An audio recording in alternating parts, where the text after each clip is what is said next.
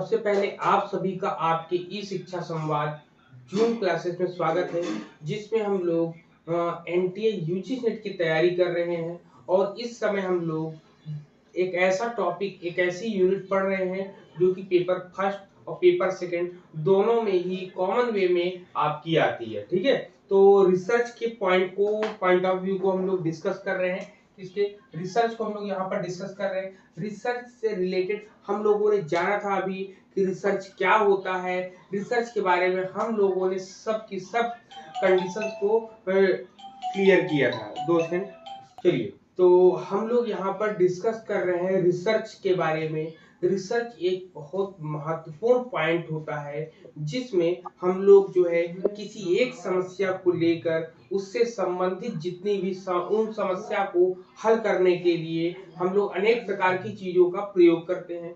तो पिछली क्लास में हम लोगों ने रिसर्च के स्टेप्स के बारे में डिस्कस किया था। ठीक है, रिसर्च के स्टेप्स के बारे में डिस्कस किया था और मैंने कहा था कि ग्रुप में मैंने एक सूचना डाली थी कि आपको मैंने 7 वीडियो दिए हैं।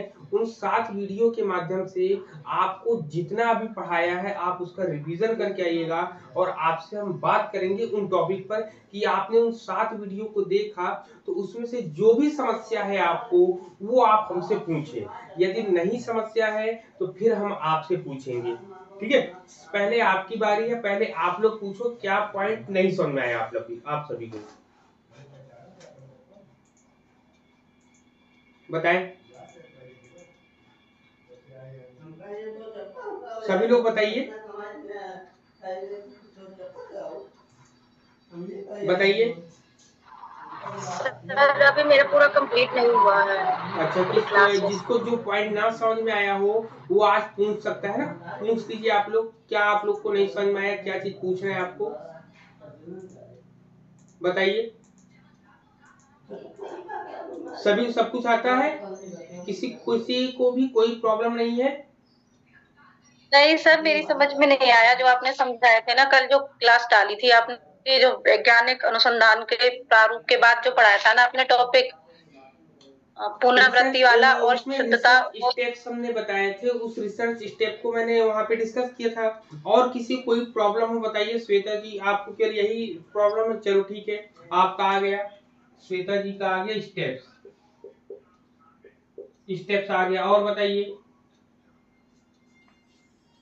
दीपाली जी, आपको सभी टॉपिक क्लियर है?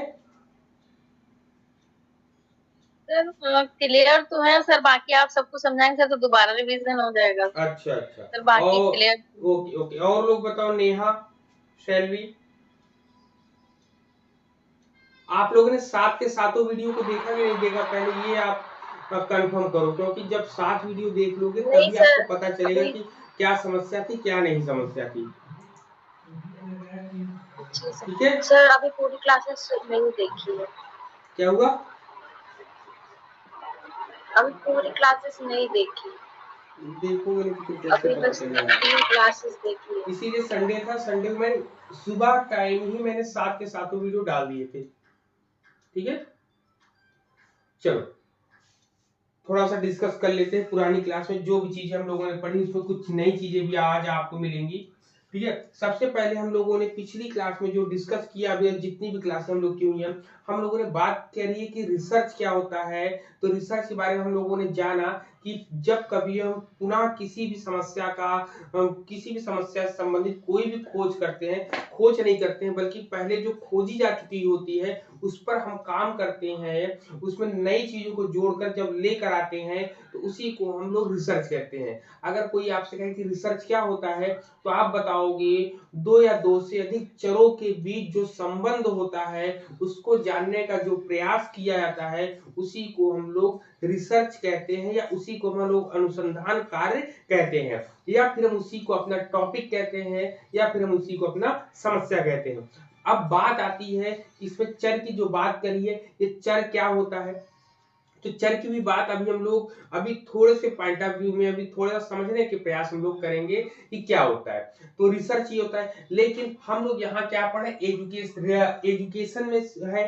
ठीक है, तो मतलब एजुकेशनल रिसर्च पढ़ रहे हैं। तो कहते हैं कि जब कभी भी कोई भी शोध कार्य किसी प्रक्रम को करने के लिए हम शिक्षा के क्षेत्र मतलब रिसर्च का कोई भी पॉइंट जो हम शिक्षा के क्षेत्र में जब लागू करते हैं तो उसे हम एजुकेशनल रिसर्च के नाम से जानते हैं। और आपको पता होना चाहिए, किसी को पता है कि एजुकेशनल रिसर्च ठीक है क्या है, एजुकेशनल, ठीक है, एजुकेशनल रिसर्च की हम बात करते हैं तो एजुकेशनल रिसर्च को जो है शिक्षा के क्षेत्र मतलब शिक्षा के क्षेत्र में रिसर्च को लाने का श्रेय किसको जाता है?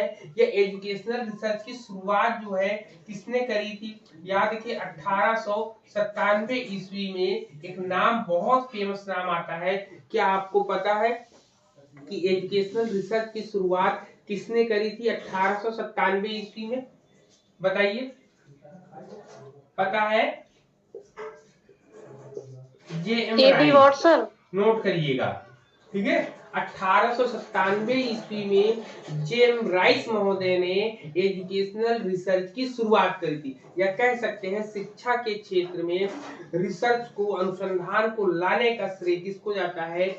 तो जेएम राइस को जाता है यहाँ पर, ठीक है। इसमें इन्होंने क्या होता है, इसमें कहते हैं कि शोध की प्रक्रिया जो होती है व्यवस्थित तथा निश्चित प्रक्रमों के आधार पर चलती है, ठीक है। अब यहाँ पर तो भाई यहाँ पर दो चीजें पॉइंट आपको आती हैं, एक होता है शोध और दूसरा होता है खोज।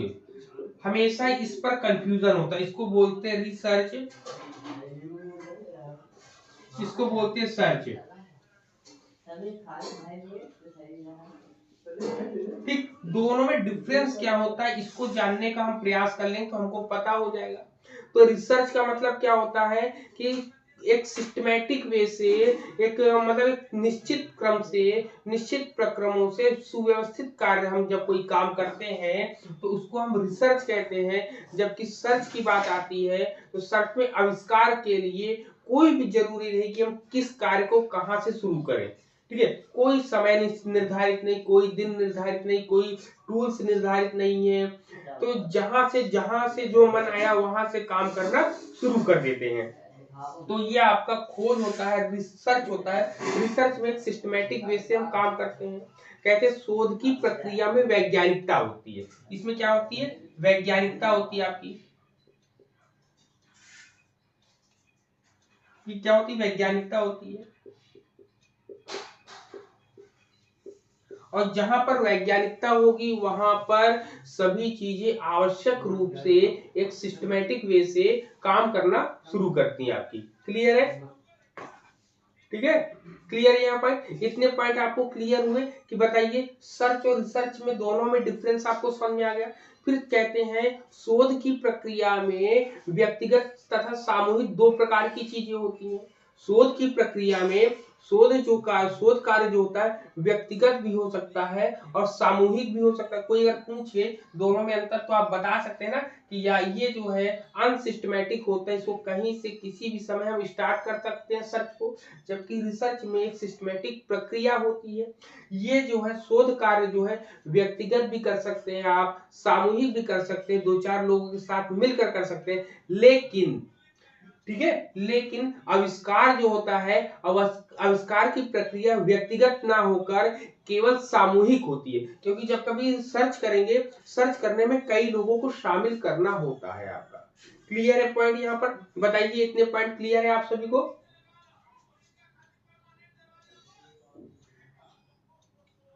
बोले आप लोग? जी sir. Okay,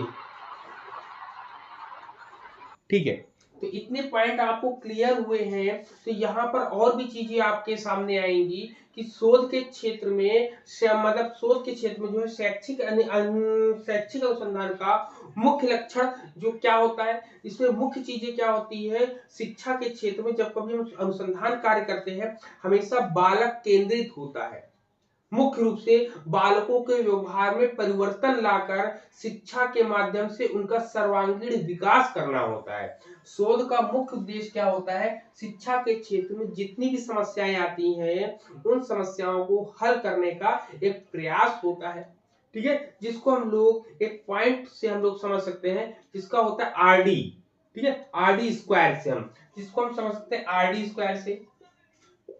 R D square एक फॉर्मूला होता है जिसको हम लोग क्या बोलते हैं, आर डी स्क्वायर। एक आर मिस होता है, देखिए ये होता है आर डी और डी। आर मिस क्या होता है आपका, आर मिस आपका होता है रिन्यू, क्या होता है, ठीक, रिन्यूअल या रिन्यू होता है, रिन्यूअल या रिन्यू होता है आपका। दूसरा होता है डेवलपमेंट आपका,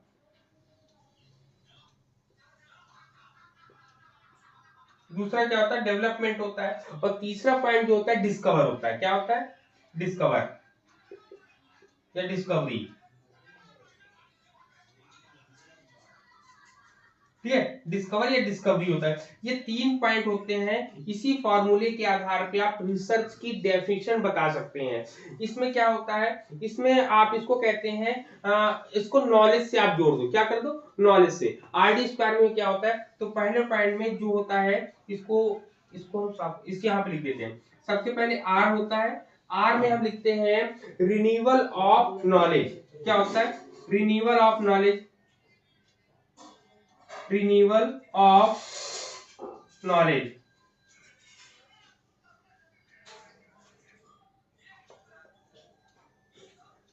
रिन्यूअल ऑफ नॉलेज जिसको क्या बोलते हैं हम लोग, ज्ञान का परिमार्जन, क्या होता है, ज्ञान का परिमार्जन, ज्ञान का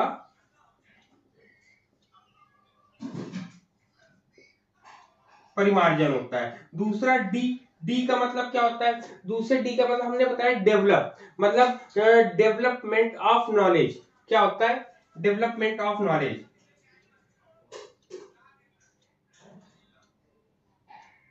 डेवलपमेंट ऑफ नॉलेज, ठीक है, डेवलपमेंट ऑफ नॉलेज। इसको क्या बोलते हैं, ज्ञान में परिवर्तन या ज्ञान का परिवर्तन, क्या लिखेंगे, ज्ञान का परिवर्तन, ठीक है, ज्ञान का परिमार्जन या परिवर्तन, परिवर्तन होता है,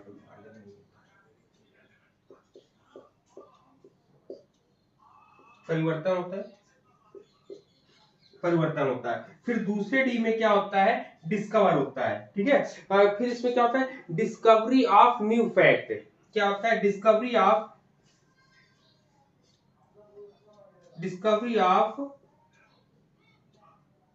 न्यू फैक्ट, ठीक, न्यू फैक्ट होता है, मतलब क्या होता है, नए तथ्यों की खोज करना या नवीन तथ्यों की खोज करना, नवीन तथ्यों की खोज, ठीक है। तो जब कभी आपसे कोई पूछेगा कि अनुसंधान क्या होता है, रिसर्च क्या होता है, तो आप बता सकते हैं जब कभी हम ज्ञान का परिमार्जन करते हैं या ज्ञान में ज्ञान का परिवर्तन करते हैं। परिमार्जन करना या परिवर्तन करना बात एक ही होती है कि ज्ञान को एकत्रित करना है, ठीक है, ज्ञान में क्या करना है, ज्ञान को एकत्रित करना है। सबसे पहले ये रिन्यू ऑफ नॉलेज मतलब ज्ञान का परिवर्तन है, ज्ञान का परिमार्जन ही सही था यहाँ पर ना, आप लोग बताए नहीं, रिन्यू मीन्स क्या होता है, परिमार्जन करना, जोड़ना, परिमार्जन सही था वो, ठीक है, ज्ञान का परिमार्जन करना। परिमार्जन मीन्स क्या होता है, परिमार्जन मीन्स होता है आपको कोई एक चीज आपके पास है और उसमें कोई दूसरी चीज आप जोड़ दो, तीसरी चीज आप जोड़ दो, चौथी चीज आप जोड़ दो। तो जब कभी किसी एक चीज में कोई और चीजों को जोड़कर उसको और बढ़ाते रहते हैं, पूरा संग्रह जैसे भंडार होता है। भंडार गृह में क्या होता है, आपके पास थोड़ी चीजें होती हैं तो भंडार गृह में सब चीजों को धीरे धीरे धीरे आप लोग स्टोर करना शुरू कर देते हो, तो वही आपका रिन्यू होता है। रिन्यू मीन्स होता है परिमार्जन करना, परिमार्जित होता है अपडेट करते रहना, ठीक है। फिर आता है कि डेवलपमेंट ऑफ नॉलेज मतलब ज्ञान का परिवर्तन करना या ज्ञान का विकास करना, ज्ञान में परिवर्तन करना या ज्ञान का विकास करना, इसी को आप विकास भी यहाँ पर लिख लो, ठीक है। जब कभी हम ज्ञान का विकास करेंगे, विकास का मतलब होता है कि अपडेट रहना, हमेशा हमेशा नई चीजों से जुड़ी रहना है। तो ये डेवलपमेंट की बात करते हैं कि कोई भी एक चीज है उसके पॉइंट को आप बढ़ाते रहो, वो होता है। फिर कहता है डिस्कवरी ऑफ न्यू फैक्ट, मतलब कि किसी पुरानी चीजों को लेकर ही हमें नहीं चलना है, बल्कि उसमें नए नए तथ्यों को खोज करना है। जैसे अभी कल की डेट में हमने स्वयं और स्वयं प्रभा के बारे में पढ़ाया, तो जब मैंने इसकी पीपीटी, इसके पॉइंट को मैंने बनाया था, तो उसमें 32 चैनलों के बारे में था, लेकिन वर्तमान समय में अब टोटल 40 चैनल हो गए हैं, जो कि अपडेट हो गया ना, मात्र 1 महीने के अंतर था। 1 महीने पहले जो है 32 चैनल थे, अब फिर उसके बाद 34 चैनल हुए, अब जाके 40 चैनल वहां पर हो गए हैं स्वयं प्रभा में। ठीक है, तो कल हमने उसके बारे में बताया था। तो ये क्या है, डिस्कवरी ऑफ न्यू फैक्ट, नवीन तथ्यों की खोज करने के बारे में कहता है। क्लियर इतने पॉइंट, तो हम लोगों ने इतने पॉइंट्स को क्लियर कर लिए ना, इतने पॉइंट को हम लोगों ने क्लियर कर लिए। तो इतना पॉइंट क्लियर हुआ, बताओ सभी को। जी सर, आरडी वाला हो गया। ये हो गया। अब देखो इसमें और भी बातें हम लोग करते हैं, इसमें और पॉइंट अगर आप समझ लोगे तो और भी चीजें आपको आसान हो जाएंगी। ठीक है, ये बेसिक चीजें बता रहे हैं कि हमने आप लोगों के लिए। अब हम कह सकते हैं किसी भी विषय में शोध कार्य करने के लिए कुछ फॉर्मूले का हम प्रयोग कर लेते हैं। ठीक है, किसी भी कार्य को करने के लिए हम फॉर्मूले का हम प्रयोग कर सकते हैं।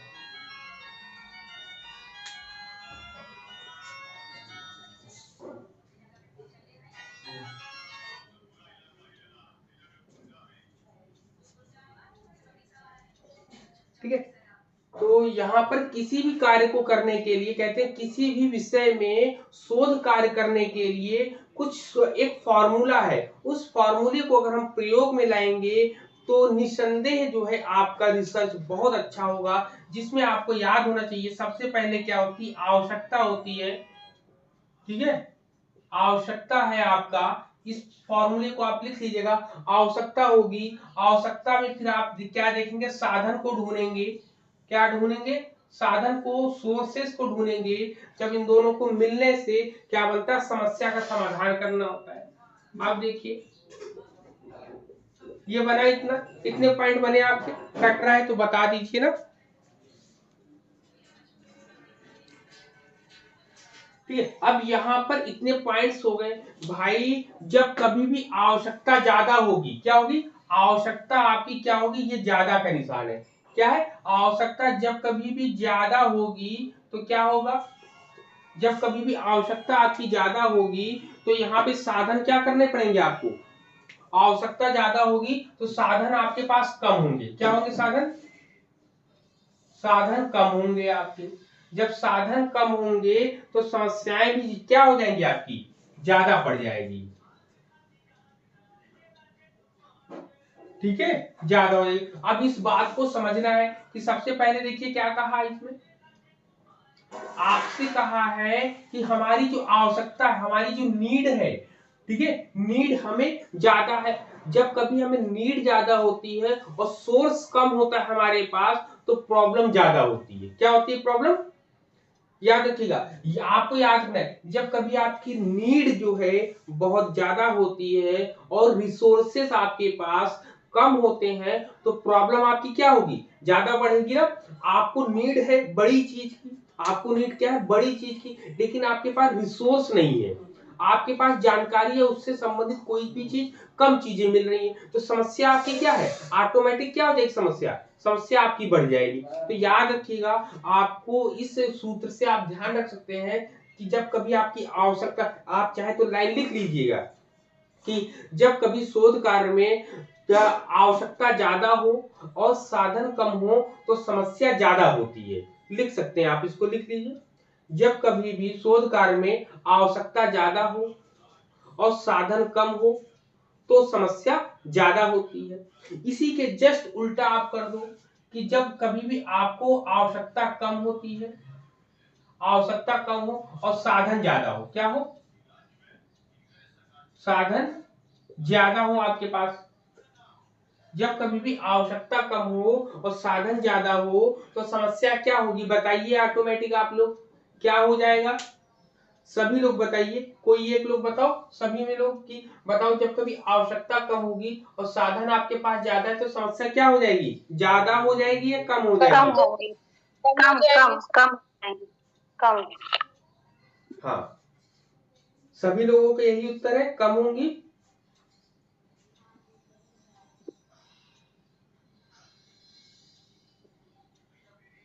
बताइए। जी सर, कम है सर। ठीक है, कंफर्म है ना? हाँ, बिल्कुल सही है कि जब कभी भी आपके पास आवश्यकता कम हो, साधन ज्यादा हो, तो समस्या ऑटोमेटिक क्या हो जाएगी? कम हो जाएगी।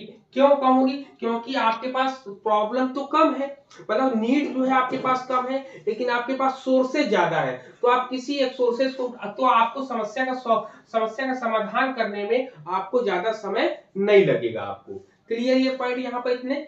बताओ, इतना पॉइंट क्लियर हो गया?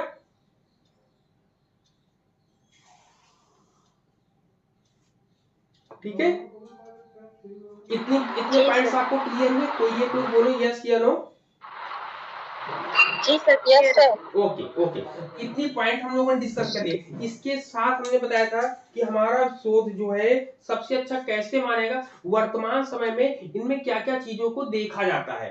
ठीक है, वर्तमान समय में क्या क्या चीजों को देखा जाता है, तो मैंने बताया था कि क्या हो, सबसे पहले नवीन होना चाहिए। नवीन मीन्स नया होना चाहिए। नवीन के साथ साथ हमारा क्या होना चाहिए? मौलिक होना चाहिए। क्या होना चाहिए? मौलिक होना चाहिए आपका। मौलिक होना चाहिए। मौलिक के साथ साथ क्या होना चाहिए? व्यावहारिक होना चाहिए।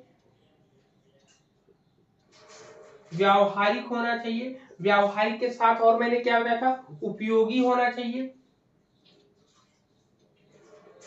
उपयोगी होना चाहिए। और एक पॉइंट और है, पांचवा पॉइंट आप लोग बताओ क्या होगा? भाई नवीन होगा, मौलिक होगा, व्यावहारिक होगा और उपयोगी होगा। लेकिन जो सर्च और रिसर्च में वैज्ञानिक। अंतर डिफरेंस करता है वो क्या है इसमें? वैज्ञानिक होना चाहिए सर। वैज्ञानिकता के गुण होने चाहिए। क्या होना चाहिए? वैज्ञानिक होना चाहिए। ठीक है, वैज्ञानिक होना चाहिए। तो ये 5 गुण जो है आपको कहीं ना कहीं देखने को मिलते हैं। अब इसी में इसको मैं साफ करूं। पॉइंट्स को हम लोगों ने डिस्कस कर लिया है, तो और भी जो पॉइंट्स आपके बचते हैं, जैसे चर होता है, कि चर के बारे में हम लोग जानेंगे। यहां से कट रहा है।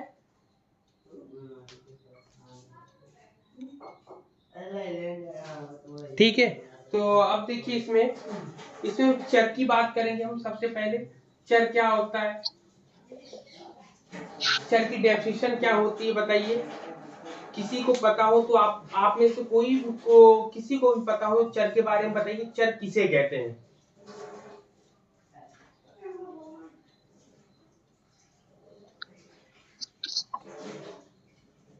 सर वेरिएबल वो होते हैं जिनकी वैल्यू में चेंज रहते हैं, मतलब कि ये तो सर एक जनरल डेफिनेशन हो गई जो सर बीएड से ही बता दिया जाता है कि वेरिएबल वो हैं जिनकी वैल्यू चेंज होती है।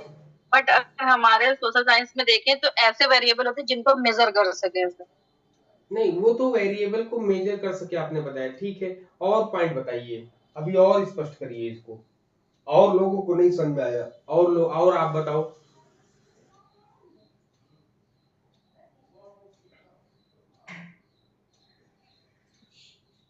कहते हैं कि या इसको आप चाहे तो लिख भी लेना, आपको ध्यान हो चाहिए या आप समझ सकते हो कि किसी भी शोध में, ठीक है, क्या कहते हैं, किसी भी शोध में सर्वप्रथम प्राप्त समस्या में, सबसे पहले जब कभी कोई शोध करने जाएंगे तो शोध करते समय सबसे पहले आपको एक समस्या मिलेगी।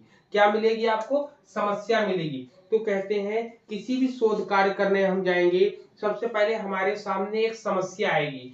उस समस्या में जिन तथ्यों के बारे में, जिन तथ्यों के संबंधों के बारे में हम जानने का प्रयास करते हैं, या जिन संबंधों का वर्णन किया जाता है, उसी को हम चर कहते हैं। मतलब हमें क्या मिलेगी? समस्या मिलेगी।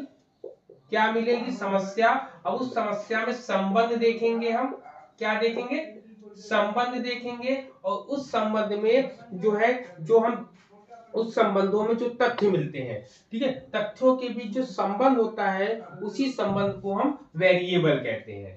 ठीक है, उसी तथ्यों को कहते हैं। सबसे पहले हमें समस्या मिलेगी, उस समस्या से संबंध, उस समस्या में क्या संबंध है, इसको जानने के लिए हम वही जो है चर कहलाते हैं। या हम दूसरी भाषा में कह सकते हैं, सर वो डेफिनेशन एक बार आप बोल दीजिए जो आपने स्टार्टिंग में बोली, वो किसी शोध में प्राप्त समस्या, एक किसी बार भी बोल शोध दीजिए। में, इसको लिख देते हैं ना हम, लिखिए, किसी भी शोध में, किसी भी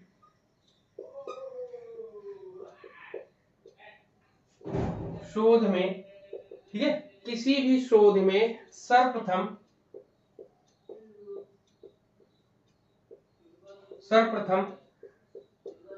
प्राप्त,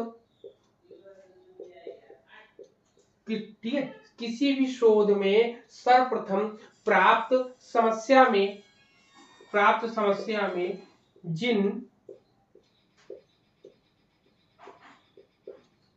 ठीक है, जिन तथ्यों के संबंधों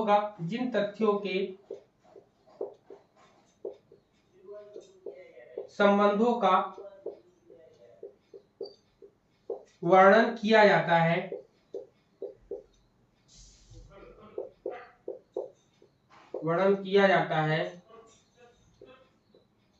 उन्हें चर कहते हैं।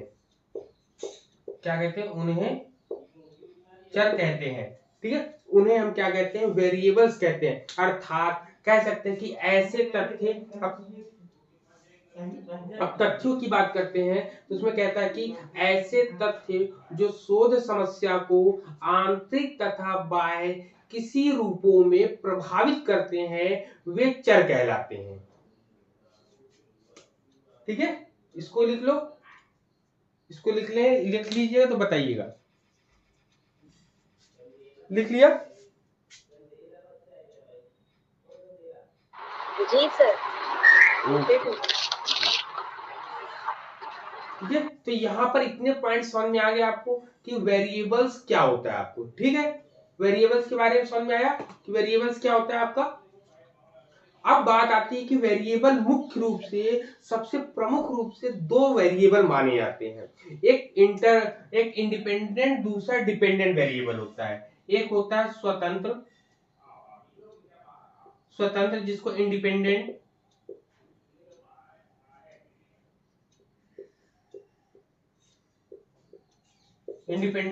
और दूसरा होता है आश्रित चर होता है। ठीक है, एक स्वतंत्र चर होता है, दूसरा आश्रित चर होता है, डिपेंडेंट वेरिएबल।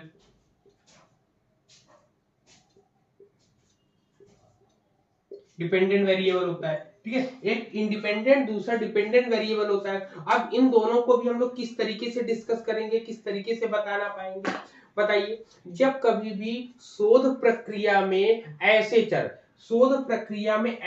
चर जिसमें जोड़ तोड़ की संभावना बनी रहती है, क्या रहती है? जोड़ तोड़ की संभावना बनी रहती है। ठीक है, क्या लिखेंगे? जोड़ तोड़ की, ठीक है, जिसको बोलते हैं मैनिपुलेशन।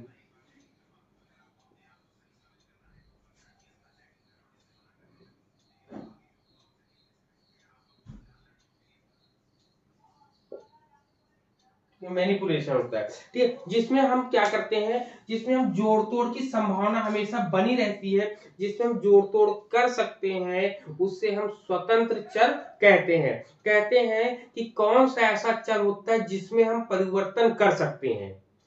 ठीक है, तो हम परिवर्तन किसमें कर सकते हैं? स्वतंत्र चर में हम परिवर्तन कर सकते हैं। इन्हीं चरों में होने वाले परिवर्तन को स्पष्ट रूप से इन्हीं चरों का जो है प्रभाव हम किस पर देखते हैं? आश्रित चर पर देखते हैं।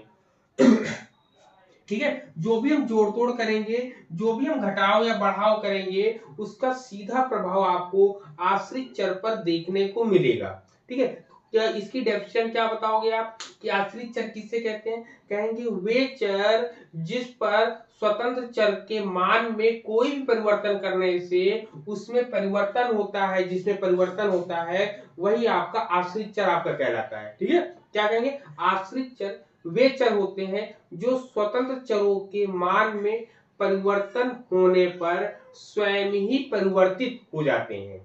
ठीक है भाई, स्वतंत्र चर में कोई भी परिवर्तन होगा तो उसका सीधा प्रभाव हमें कहा? आश्रित चर पर दिखाई देगा।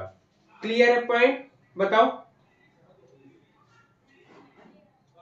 सर एक और बोल दीजिए। हाँ लिखिए, देखिए आश्रित चर वे चर होते हैं जो स्वतंत्र चरों के मान में परिवर्तन होने पर स्वयं ही परिवर्तित हो जाते हैं। ठीक है, स्वयं ही परिवर्तित हो जाते हैं आपके। क्लियर है पॉइंट?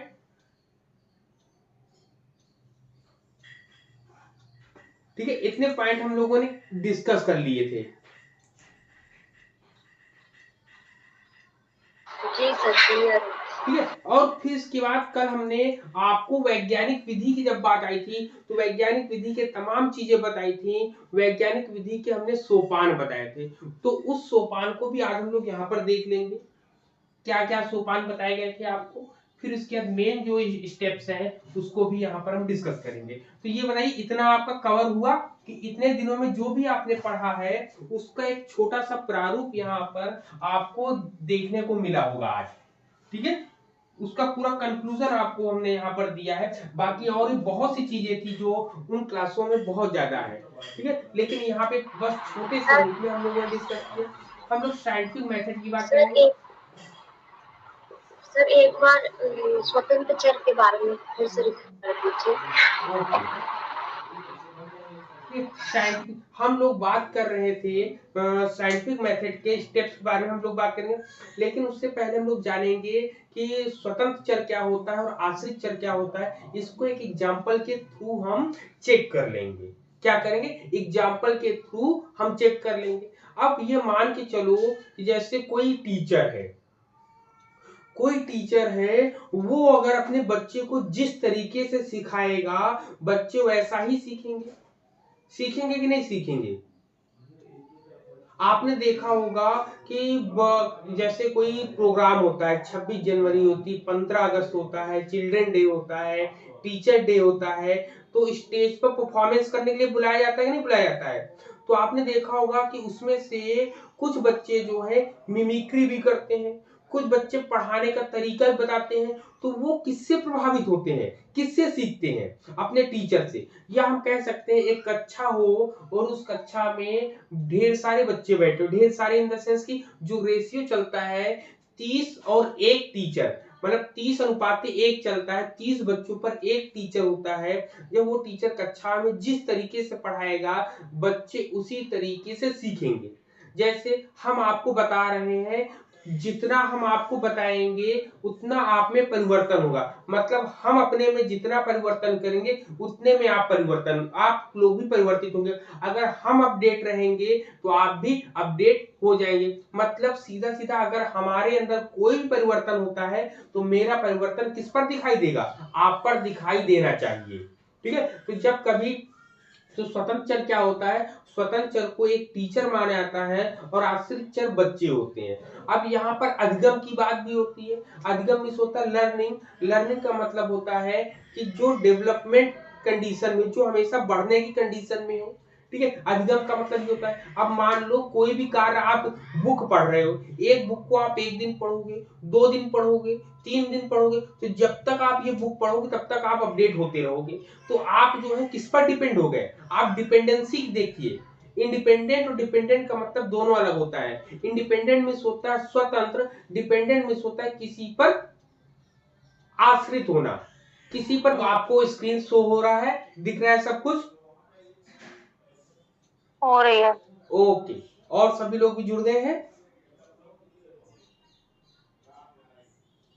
ठीक है, हाँ चलिए सभी लोग जुड़ गए हैं। नेहा जी, दीपाली जी, शैलवी जी, श्वेता जी, आप 4 लोग जुड़ गए हैं। ठीक है, अब यहाँ पर हम ये देखते हैं कि शैलवी को ये समझ में आया कि चर क्या होते हैं। हम अभी एग्जांपल दे रहे थे, जैसे स्वतंत्र चर और आश्रित चर में हम लोग अपने घर पर अभी डिपेंड है। जैसे हम लोग हैं, सब लोग हैं, अपने माता पिता पर डिपेंड होते। कब तक होते हैं? जब तक खुद का कोई अस्तित्व ना हो। अस्तित्व इन द सेंस कि जैसे कोई ऑफिस में कोई काम करने लगे या खुद की कोई पहचान ना हो। हम अभी अपने माता पिता के नाम से जाने जाते हैं। जब तक हम स्वयं के नाम से नहीं जाने जाएंगे तब तक हम इंडिपेंडेंट ही रहेंगे। ठीक है, तो ये पॉइंट आपको समझ में आया कि नहीं आया, बताइए। जी सर, समझ गए। ओके, अब हम लोगों ने वैसे एग्जाम्पल अच्छा भी है। हाँ बिल्कुल, ये याद रखना है कि हम लोग डिपेंडेंट वेरिएबल अभी हैं, इंडिपेंडेंट कब होंगे, जब हम जो है किसी अच्छे मुकाम तक, किसी अच्छे प्लेस पर पहुंच जाएंगे, मतलब वेल स्टेबल जब हो जाएंगे, तब हम लोग जो वो है इंडिपेंडेंट हो जाएंगे। डिपेंडेंट अभी जिसके नाम से हम जाने जाएं वही हमारा डिपेंडेंट हो, इंडिपेंडेंट वही होंगे। ठीक है, अब यहाँ पर हम लोग बात करते हैं लुनबर्ग की। कल हम लोगों ने साइंटिफिक मेथड के बारे में जान चुके हैं। साइंटिफिक मेथड के स्टेप के बारे में हम बात करते हैं, जो कि एग्जाम में अब अलग अलग टाइप से पूछे जाते हैं। पहले नॉर्मल वे में पूछे जाते थे, लेकिन अब जो है अलग अलग तरीके से इनके स्टेप्स को पूछे जाते हैं, जिसमें लुनबर्ग ने सबसे पहले आपका वर्किंग हाइपोथेसिस बताई थी। क्या बताया था?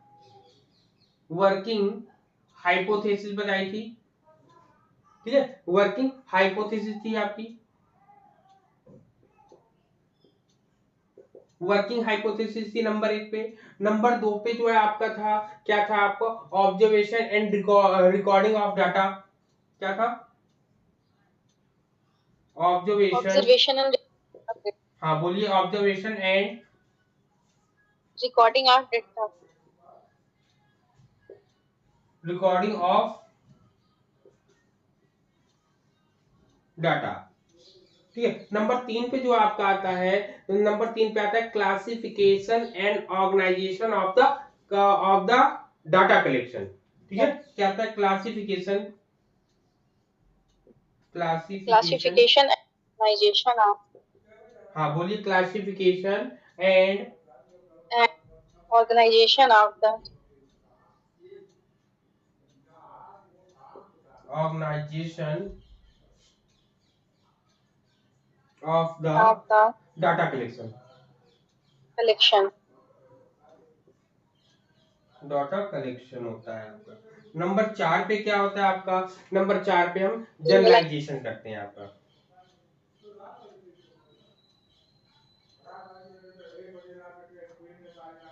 जनरलाइजेशन होता है। ठीक है, तो ये हमने कल की डेट में बताया था, और इसको हम लोग कॉम्पिटिटिव वे में, मैंने कल दूसरा इसके जो है युंग के अनुसार जो था उसको भी वहां पर बताने का मैंने प्रयास किया था। ठीक है, और युंग के अनुसार जब हम देखेंगे, ठीक है, किसके अनुसार? युंग के अनुसार जब देखेंगे तो यहाँ पर युंग हो जाएगा।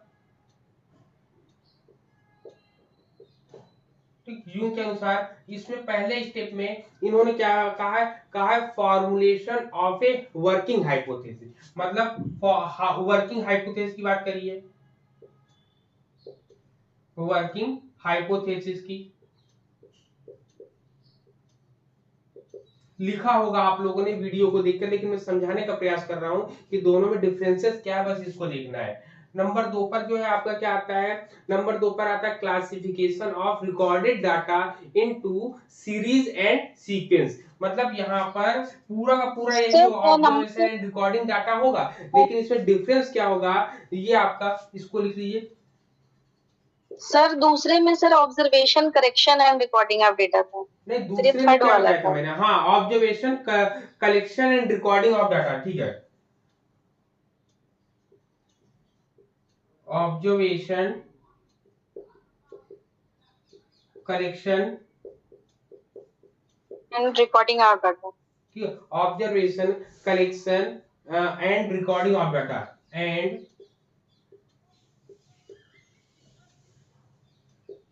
Recording of data. Allahabad university का जिन लोगों ने फॉर्म भरा होगा पीएचडी एंट्रेंस का, उनका एग्जाम भी दो महीने के, 1.5 या 2 महीने के बाद आपका होगा। और आपका काशी विश्वविद्यालय का, काशी हिंदू विश्वविद्यालय का जिन लोगों ने फॉर्म भरा होगा, उनका भी पीएचडी का, उनकी डेट है अभी, उनका भी एग्जाम जो है ऐसे ही होगा कुछ आपका ना। तो जितने भी पीएचडी एंट्रेंस एग्जाम होंगे अभी दिसंबर वाले एग्जाम से पहले ही, दिसंबर वाले एग्जाम के आसपास ही जो है वो सब एग्जाम होंगे। तो रिसर्च पढ़ने का बहुत ज्यादा आपको फायदा होने वाला है, जो लोग भी मेरे साथ क्लास को ज्वाइन कर रहे हैं आपका। ठीक है, तो रिसर्च में आपको बहुत बेनिफिट पड़ेगा। जिन लोगों का जो है नेट क्लियर होगा उनका डायरेक्ट इंटरव्यू में होगा, और जिन लोगों का नेट नहीं है उनको रिटर्न एग्जाम देना पड़ेगा। ठीक है, तो ये रहेगा। रिटर्न पासिंग मार्क्स होता है 50%, आप ला लो तो आपका हो जाएगा। अब तीसरे पॉइंट में क्या होता है, classification of recorded. Classification of recorded, ठीक है, क्या कह रहा है, classification of recorded data, recorded data into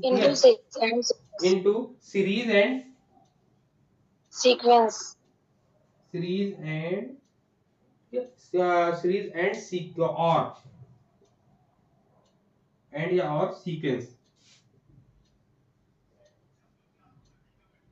ठीक है, सीक्वेंस होता है। और नंबर 4 पे जो आपका होता है, नंबर 4 पे आप क्या होता है, साइंटिफिक जनरलाइजेशन होता है।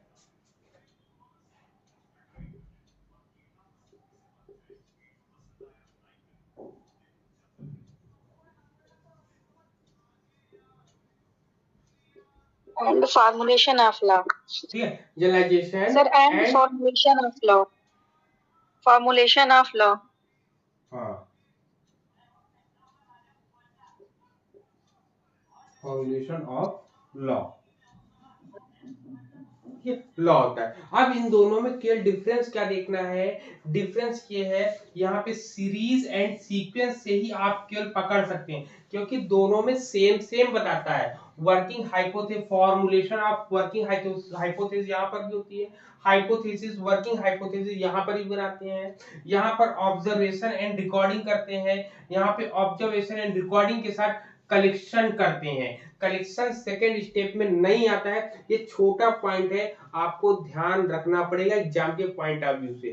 क्लियर, यहाँ पे classification and organization of the data collection करते हैं। यहाँ पे डाटा कलेक्शन जो है, कलेक्शन की बात यहाँ पर ना कर, इसमें जो है ना करके सीरीज एंड सीक्वेंस की बात करते हैं। क्लासिफिकेशन करेंगे, रिकॉर्डिंग डाटा का करेंगे इनटू सीरीज एंड सीक्वेंस, मतलब जो क्लासिफिक वर्गीकरण जो करेंगे वो किसमें, वो किसी अनुक्रम में करेंगे, मतलब कहते हैं लिखित और लिखित तथ्यों का श्रेणियों तथा अनुक्रमों में वर्गीकरण करना, ठीक है, सीरीज और सीक्वेंस में करेंगे। फिर इसमें क्या होता है, इसमें केवल जनरलाइजेशन करते हैं, जबकि इसमें फॉर्मुलेशन ऑफ लॉ, नियमों को बनाने का कार्य करते हैं। इन दोनों में मात्र यही अंतर है आपको देखने का, ठीक है। तो ये हमने कल की डेट में आपको बताया था, समझाया था। क्लियर पॉइंट, ठीक है सर। एक बार और समझा दीजिए, एक बार और समझा दीजिए, मुझे फोन आ गया था। बिल्कुल बिल्कुल बिल्कुल। और सभी समझ में आ रहा है, नेहा, सेल्वी, आप लोग भी बोले हेलो। जी सर।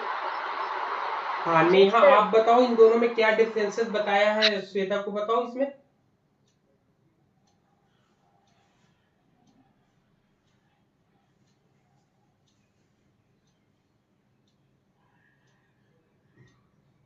आवाज आ रही मेरी,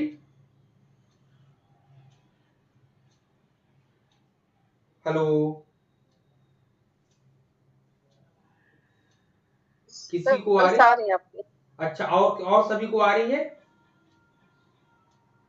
हाँ सर, आ रही है। चलो ठीक है, तो यहाँ पर देखिए, ये आ देखिए, लुनबर्ग ने जो बात करी है, हाइपोथेसिस की बात करी है, दोनों ने हाइपोथेसिस की बात करी, यूंग हो चाहे लुनबर्ग हो, दोनों ने वर्किंग कार्यकारी परिकल्पना को पहले स्टेप में रखा है। लेकिन लुनबर्ग ने क्या किया है, इन्होंने केवल ऑब्जर्वेशन एंड रिकॉर्डिंग की बात करी है। क्या करी, ऑब्जर्वेशन एंड रिकॉर्डिंग की बात करी है। वहीं यूंग जो है इनसे एक कदम आगे बढ़ गए, उन्होंने क्या किया, उन्होंने कहा कि भाई हम ऑब्जर्वेशन भी करेंगे, रिकॉर्डिंग भी करेंगे, लेकिन साथ में डेटा को कलेक्ट भी करेंगे। हम लोग क्या करेंगे, डेटा को हम लोग कलेक्ट भी करेंगे। तो लुनबर्ग ने कहा अरे मुझसे तो एक गलती हो गई भाई, दूसरे स्टेप में इन्होंने कलेक्शन किया ही नहीं। तो इन्होंने कहा चलो कोई बात नहीं, हम तीसरे स्टेप पे चलते हैं। इन्होंने कहा कि हम वर्गीकरण करेंगे, क्लासिफिकेशन एंड ऑर्गेनाइज करेंगे। भाई हम क्लासिफिकेशन करेंगे और संगठन बना के ऑर्गेनाइज। चलो, तो यहाँ पर इतने पॉइंट्स क्लियर हो गए, सबको एकदम स्पष्ट हो गए, कोई डाउट तो नहीं है यहाँ तक, किसी को भी बताएं। मुझे नहीं समझ में आया सर, बीच में स्क्रीन चली गई थी, बता। अच्छा अच्छा, स्क्रीन चली गई थी। तो मैंने यहाँ पर ये बताया है कि इन्होंने इन्होंने क्या किया है, दोनों ने इक्वल पहले स्टेप में सेम किया है, दूसरे स्टेप में इन्होंने डाटा कलेक्शन एक कदम आगे बढ़ दिया है। तो इन्होंने लुनबर्ग ने क्या किया, तीसरे स्टेप में डाटा कलेक्शन किया यहाँ पर, जबकि युंग ने जो है तीसरे स्टेप पे क्या किया है, सीरीज एंड सीक्वेंस बनाया। पूरा डिट्टो वैसे ही लेते हैं, कलेक्शन और वो क्लासिफिकेशन तो दोनों करते हैं, तीसरे स्टेप में दोनों लोग क्लासिफिकेशन करेंगे, लेकिन ये कलेक्शन करेंगे, ये सीरीज एंड सीक्वेंस बनाएंगे आपका। ठीक है, फिर चौथे पॉइंट में जनरलाइजेशन जो होता है, दोनों में जनरलाइजेशन होता है। लुनबर्ग तो जनरलाइजेशन करते हैं, जबकि ये लॉ को, नियमों को बनाते हैं, फॉर्मुलेशन ऑफ लॉ ये करते हैं। आपके पॉइंट क्लियर है यहाँ पर, बताओ इतने? ठीक है सर, ठीक है, यस सर। हाँ। अब इसके बाद इसमें हम लोग देखेंगे इसके जो मुख्य स्टेप, जो दोनों को कॉमन करके जो इनके स्टेप्स आएंगे, उस पर हम डिस्कस अब करेंगे। ठीक है, उस पर हम अब डिस्कस करेंगे। इसको साफ करें, ये होता है आपका क्लियर, इतने पॉइंट होते हैं। अब आप लोग कहोगे इससे बहुत से पॉइंट आपको नहीं मिले हैं, तो आप याद रखना, जब कभी हम इसमें ये जो है, ये केवल साइंटिफिक मेथड के अकॉर्डिंग है। किसके? साइंटिफिक मेथड के स्टेप है आपके। ठीक है, साइंटिफिक मेथड स्टेप्स ऑफ,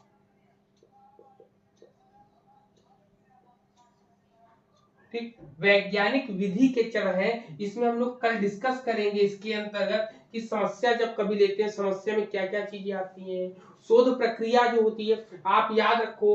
तो ये जो है सिलेक्शन ऑफ द प्रॉब्लम, समस्या का हम चयन कर लेते हैं, उद्देश्य में परिकल्पनाओं का निर्माण कर लेते हैं, तब जो है ये मेथोडोलॉजी में आपके 3 पॉइंट्स आते हैं। मेथोडोलॉजी में आपके 3 पॉइंट्स आते हैं। कौन कौन से आते हैं? इसमें आता है अध्ययन क्षेत्र का निर्धारण करना, ठीक है, डिटर्मिनेशन जिसमें लिमिटेशन बोलते हैं, सैंपल एंड सैंपलिंग की बात, मतलब यहाँ पे अध्ययन क्षेत्र होता है,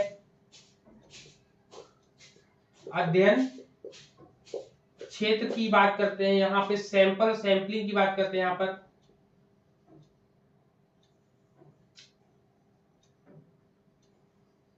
सैंपल एंड सैंपलिंग की बात करते हैं, सैंपलिंग की बात करते हैं। फिर इसमें तीसरे में जो क्या होता है, टूल्स की बात करते हैं। ठीक है, टूल्स एंड मटेरियल की बात, tools and material, tools and materials की बात हम लोग यहाँ पर करते हैं। तो यहाँ पर टूल्स एंड मटेरियल की बात करते हैं। फिर इसमें जो है यहाँ पर और भी बात, मेथोडोलॉजी में और भी पॉइंट आते हैं। मेथोडोलॉजी में किसकी? साइंटिफिक प्लान एंड ऑब्जर्वेशन की बात करते हैं,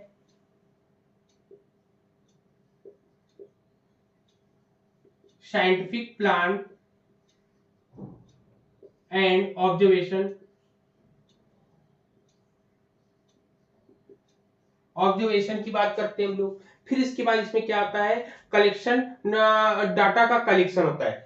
ठीक है, कलेक्शन डेटा होता है,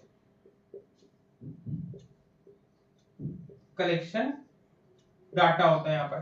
ठीक है, डाटा कलेक्शन की बात हम लोग यहाँ पर इतने में करते हैं। ये मेथोडोलॉजी में केवल पूरे ये 5 क्या इतनी आती हैं, 1 2 3 4, ये पांच चीजें करी जाती किसमें? मेथोडोलॉजी में। ठीक है, मेथोडोलॉजी में क्या करते हैं हम, अध्ययन के क्षेत्र को निर्धारित करते हैं, और सैंपल एंड सैंपलिंग के बारे में डिस्कस करते हैं, और फिर हम टूल्स एंड मटेरियल्स के बारे में डिस्कस करते हैं, फिर हम साइंटिफिक प्लान एंड ऑब्जर्वेशन की बात करते हैं, फिर डाटा कलेक्शन करते हैं। हम लोग डाटा कलेक्शन करते हैं, जब डाटा कलेक्शन करेंगे तो आपका रिजल्ट आएगा।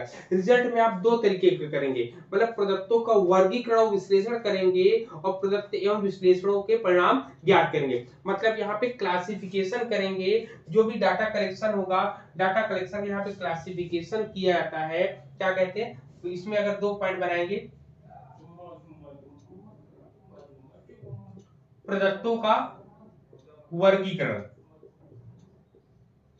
ठीक है, यहाँ आप क्या करेंगे, प्रदत्तों का वर्गीकरण करेंगे और विश्लेषण करेंगे, और विश्लेषण, विश्लेषण करते हैं हम लोग यहाँ पर। ठीक है, और दूसरा क्या करते हैं, प्रदत्त विश्लेषण से परिणाम ज्ञात करते हैं, और क्या करते हैं, परिणाम ज्ञात करते हैं। परिणाम ज्ञात करते हैं हम लोग, ठीक है, परिणाम को हम लोग ज्ञात करते हैं, ये पॉइंट हुआ। फिर इसके बाद हम लोग क्या करते हैं, व्याख्या कर देते हैं इसकी, क्या करते हैं हम लोग, इसके परिणामों की व्याख्या और सामान्यीकरण हम लोग कर देते हैं। क्लियर है पॉइंट, यहाँ पर इतने पॉइंट बताओ, ये साइंटिफिक मेथड के स्टेप्स हो गए आपके, क्लियर है। Hello, yes sir. ठीक, अब इसके बाद जो है कल जो हम लोग डिस्कस करने वाले हैं, कल एक बहुत मेन टॉपिक है आपका सिलेबस में जो होगा, सिलेबस के अकॉर्डिंग आप देख सकते हो आप में क्या होगा सिलेबस में आपका होगा अनुकरणीयता, परिशुद्धता, मिथ्यापनीयता और मितव्ययिता, जिसको हम लोग क्या बोलते हैं, रेप्लिकेबिलिटी, प्रिसीजन में पढ़ा चुका हूं, फाल्सिबिलिटी एंड पर्सिमोनी। ये चारों को कल हम कॉम्परेटिव वे में विथ एग्जांपल के साथ हम लोग डिस्कस करेंगे, मतलब उदाहरणों के साथ जब कल हम ये लोग डिस्कस करेंगे, यकीन मानिएगा ये आपके पॉइंट एकदम क्लियर हो जाएंगे। ये क्या है, साइंटिफिक मेथड की विशेषताएं हैं, विशेषताएं मैं बता चुका हूं, लेकिन हमने 11 विशेषताएं आपको बताई हैं, मुझे याद है जहां तक मैंने आपको 11 विशेषताएं बताई हैं, उदाहरणों के साथ बताई हैं, लेकिन जो आपके एग्जाम में स्पेशली पूछा गया है, रेप्लिकेबिलिटी, प्रिसीजन, फाल्सिबिलिटी एंड पर्सिमोनी, उससे रिलेटेड कल की डेट में हम लोग डिस्कस करेंगे विथ एग्जांपल के साथ, ठीक है। तो कल की क्लास आप लोग मिस मत करिएगा, और जो लोग क्लास को कंटिन्यू 2 या 3 दिन अगर नहीं करते हैं, बिना इंफॉर्मेशन नहीं करते हैं, तो उनके जो है मुझे क्या करना पड़ेगा, क्योंकि मुझे ग्रुप में भीड़ नहीं बढ़ानी है, मेरा नाम नहीं खराब होना है कि पता चले कि हाँ हम ई शिक्षा संवाद ग्रुप में जुड़े थे, उनके यहाँ क्लास करते थे, लेकिन हमारे पास रिजल्ट कुछ भी नहीं है। तो ऐसे लोग जो है भीड़ बढ़ाएं, तो उसका मतलब हमें नहीं है कि भाई आप ग्रुप में, हमने कहा जुड़ जाओ, जुड़ तो गए, लेकिन क्लास नहीं ज्वाइन करना है, मैटर लेना है, मैटर यहाँ पर हम डाल देंगे, मैटर आप ले लोगे नहीं, ऐसा नहीं चलेगा। तो भाई जिनको क्लास करना रहेगा वही लोग जुड़ेंगे, जिनको नहीं करना रहेगा वो अपना दूसरी जगह देखे ना। क्लियर, क्लियर है पॉइंट, एकदम फैक्ट है चीजें कि नहीं, बताइए आप लोग।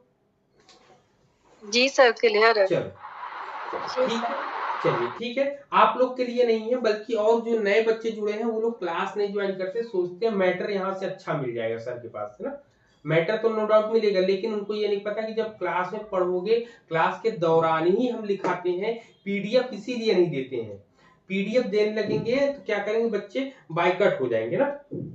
चलिए ठीक है, चलिए कल मिलेंगे, कंप्लीट करके आप लोग आइएगा, और आप लोग पूरे वीडियो को कंप्लीट तरीके से देखिए, नोट्स बनाइए प्रॉपर, और आपके क्वेश्चन जिस समय कराएंगे आपको बहुत हेल्प मिलेगी उसमें, ठीक है। चलिए सर सारी यूनिट ही पढ़ाएंगे ना सर, मतलब सर खाली रिसर्च पढ़ाएंगे सर, सारी यूनिट पढ़ाएंगे? नहीं, सब पढ़ाएंगे, सब पढ़ाएंगे। अभी इसका ड्यूरेशन अभी 1 घंटा है, ड्यूरेशन कोशिश करेंगे कि 1.5 से 2 घंटे इसके हो जाए, कोशिश आप लोग ये करिए 7:30 बजे से, अगर या 8 से 10 कर लेते हैं तो ज्यादा बेहतर होता है ना, है ना। कर लीजिए सर 10, हाँ कर लीजिए, ये भी कर लीजिए आप। हाँ कोशिश करते, क्योंकि जब 10 ज्यादा तारीख से समय कर देंगे दीजिए तभी सर, पढ़ पाएंगे ना पूरा। 10 से कर लेना, 10 तारीख से, हाँ 10 से कर लेना। हाँ सर अभी सर देखिए जब सर लगे कि मतलब 8 से 10 तो 10 कर लीजिएगा सर, कोई प्रॉब्लम नहीं है, कोशिश करेंगे ना। चलिए ठीक है, तो चलिए फिर अब नेक्स्ट क्लास में मिलेंगे, तब तक के लिए सभी को जय हिंद, आपका दिन शुभ हो, मंगल हो।